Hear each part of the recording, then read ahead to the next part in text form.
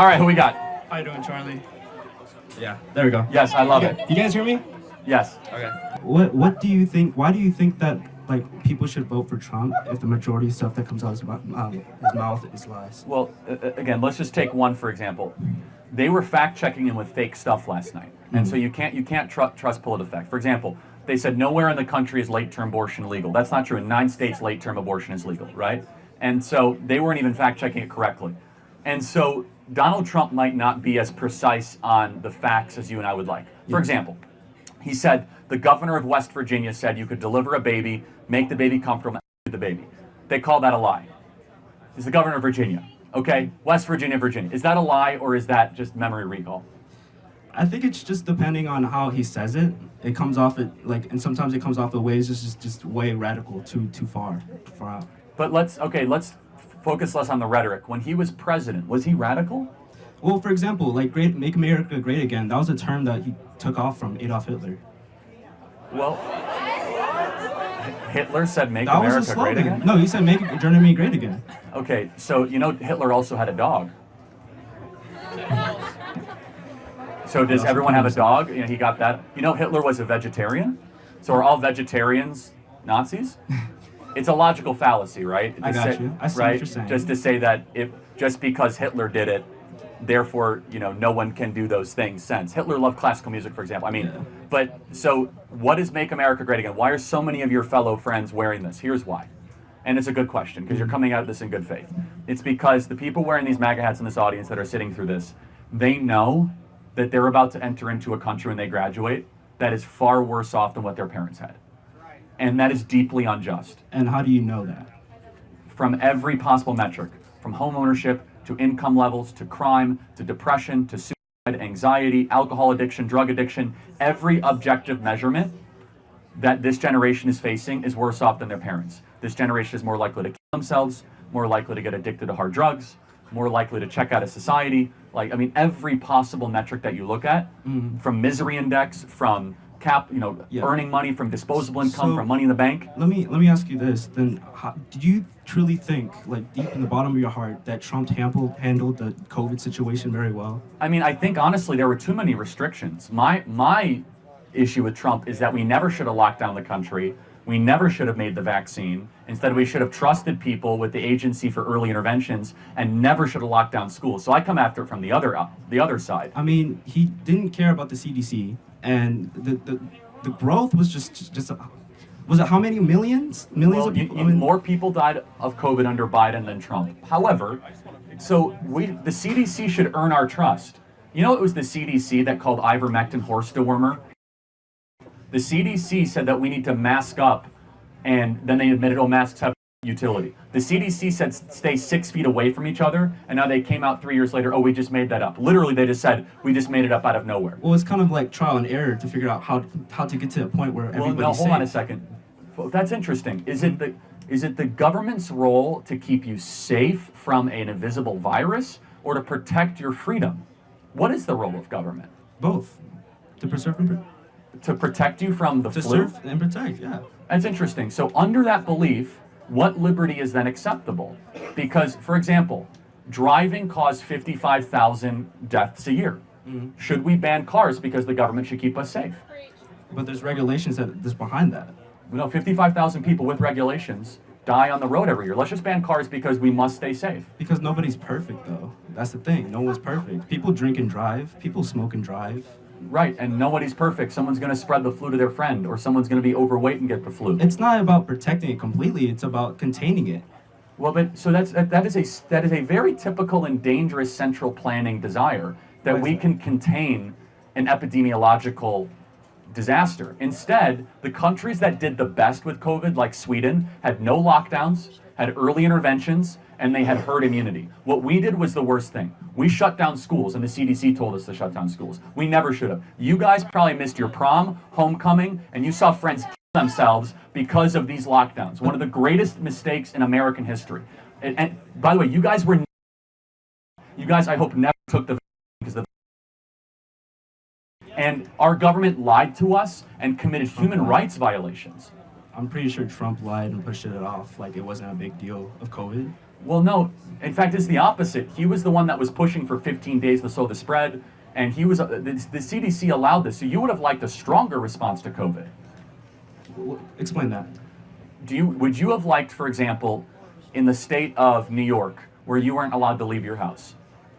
If it's protecting me and protecting other people, yeah, I would. So that we have a worldview difference. The government has no right to tell me that I can't leave Okay. my I home. see what you're saying on that point. That point I say it. Like the rights, yes. But Yeah. it's just for safety. It's precaution. Do you think the government ever might lie to you? Well, the government always lies to us. How do we know what's right then? It's like you said, it's Bingo. brainwash. You must use wisdom and prudence, and you must become a sovereign, informed citizen, and not trusting of the Anthony Fauci's of the world. Be able to come to your own conclusions using reason. Let me ask you this. Are you based off facts or opinions? Of course, facts. But more importantly than facts, wisdom. What is the difference? And I'm not putting you on the spot. This is important. What is the difference between wisdom and knowledge? So wisdom, knowledge is knowing, and wisdom is experience. Maybe. Yeah, again, it's not a pop quiz, Yeah. but it's very important. This is why colleges are such a problem right now. They're lacking of wisdom. Wisdom is the understanding of things that never change. Yeah. How that's do you what it get? was. It's okay. Yeah. Wisdom is you get from great books, experience, or being around very wise people. That's Yeah. why older people then have wisdom. So wisdom is what you use when a crisis unfolds. You don't use a bunch of facts you learned. Oh, well, the CDC says it's Instead, we must ask the deeper questions. Who should be protected first and foremost? We failed during COVID. During COVID, we said old people need to be protected. And children should be protected first and foremost. Since when did we have this idea that we should sacrifice the kids for the adults? Valid. Right? That's what we did. Secondly, we use wisdom to ask the question of what is the balance between liberty and safety?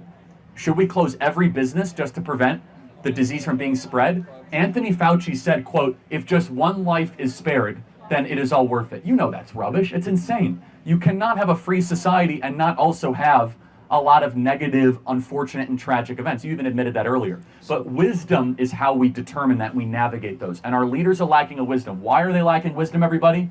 Because wisdom begins with the fear of the Lord. As America becomes less religious, we become less wise. I got you. That's good. All right, thank you, Charlie. Thank you, appreciate it. God bless you. Can I get a selfie with you? Yes, of course. Disagreements are welcome. Yes. Hello, how are you? Hi, thank you for coming. Sorry, can I adjust this? Yeah, I'm sure, really of course. short. Yes. Thank you for coming. What's first your of name? all. My name is Patricia. Nice to meet you. Thank you for coming. So I just want you to clear some things about Project 2025. I know Trump has refused, said he doesn't know anything about it a lot of times, but people keep bringing that up. So I just wanted to, can you give me some insights about that?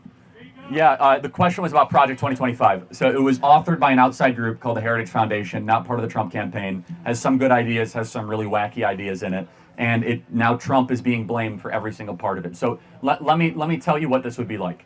This would be like if a group of Democrat think tank operatives would put together a suggestion of what they think Kamala Harris should do in a second term. They call it Project 2025. Kamala Harris doesn't know about it, and then all of a sudden she has to defend it, if that makes sense. What Donald Trump will defend is the 20 things on his website. So there are 20 things in the Republican platform. It's we're going to drill on day one, secure the border, end the Russian-Ukrainian war. We don't have to wonder about what Trump would do because we can look at 4 years of him as president. And it's not about the rhetoric. It's not about any of that. It's there were no new wars. People were getting richer. Our border was secure. We saw that for 4 years. And they want to try to hoodwink you and scare you into, Project 2025. Yeah, Donald Trump's true Project 2025 is lower energy costs, lower home prices, and a stable country, not the 800-page document that has been published. So I'm gonna speak about the when you said lower home cost. So can you please just give me numbers of estimated numbers of new home buyers in Trump's administration compared to Biden's? Because I personally disagree with that, because during Trump's administration, my parents found it really hard to buy a house. But then during Biden's administration, they really found it very, very easy. We saved for 2 months, and my dad was able to get a house, a down payment, and a good loan. So What's his interest rate? I don't know, but Yeah. it was really low. Yeah, it's not really low. It was really low. I can tell you that. You know my dad.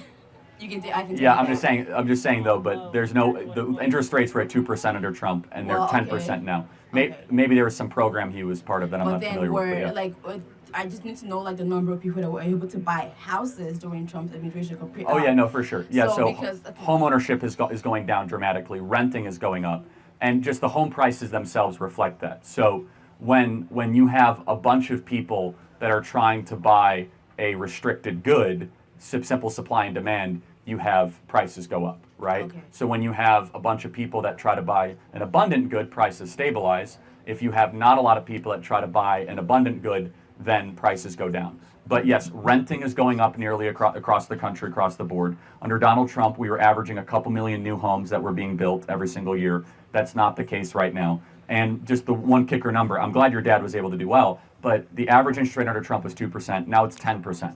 So to get a mortgage, a 30-year mortgage, you guys are getting slaughtered. I mean, you're going to make the bank a lot of money, right? And so right now, if you want to go buy a home here in Denton, they're going to run a credit score. They'll say, okay, how much are you making a year? Let's pretend you guys out of college, you do well, and you are earning $90,000 a year. Can't own a home. $105,000 a year. Can't own a home. $110,000 a year. Can't own a home. You guys understand how insane that is? A lot of you guys probably thought, if I'm able to earn six figures, I can get my piece of the American dream. The numbers don't reflect that. And that's according to Zillow.com. And that doesn't count all the other expenses you have to pay for, which are more expensive. And so I'm glad your family did well, but the data shows most people are not. Okay, so the last question is about employment. So would you, so for like people getting jobs. So I know during COVID, employment went down because of course the pandemic and stuff. So what maybe I haven't really read into this, but what is Trump's plan about employment? Because people are really finding it hard to get jobs right now. So I agree, they are finding it hard to get Yeah. jobs, and so we are on the precipice of an economic collapse. We have been drawing down this cheap money monetary policy for quite some time, a couple of years. Number one, we have to lower energy costs, which makes it easier for employers to hire. We have to drill, baby, drill, and here in the state of Texas, it is very easy to drill, and it would create tons of jobs. Number two, we have to get interest rates down, which means you need economic growth, which President Trump can do quite easily. But yes, when it comes to employment, they keep on revising the employment numbers. The employments are great. Then 100,000 jobs actually lost. 100,000. We lost 1.3 million jobs so far this year, and it's going to get even worse next year. But again, we don't have to worry or wonder about the employment numbers, because when Trump was president, we had the lowest ever black unemployment, lowest ever Hispanic unemployment, lowest ever Asian American unemployment. And you guys remember the Trump years. Life was not as financially hard during the Trump years. It just wasn't. Things were less expensive. It was easier to take vacations. It was easier to own a home. It's because when we have a humming economy that is built first from the middle class, which Trump did, things start to work a lot better. Our economy is currently built on a house of cards. thank you. Thank you. God bless you Yeah, so much. thank Thank you, you. you too. Yes, sir. Okay, so I tend to lean liberal on a lot of issues, but specifically on immigration, when I hear about like the Haitians in Ohio, taking over cities, and the thing about eating people's pets, I don't know if that's true. It is true. But I was wondering if you could speak a little bit on that specifically, and I'm kind of torn on the election, so if you could also speak on if we have more instances like that in the future if Kamala Harris gets voted. Yeah, it's a great. First of all, thank you for coming up to the mic. And I want to try to win you over as a liberal for Donald Trump. So you're going to give me a chance, okay? I will, sir. All right, okay.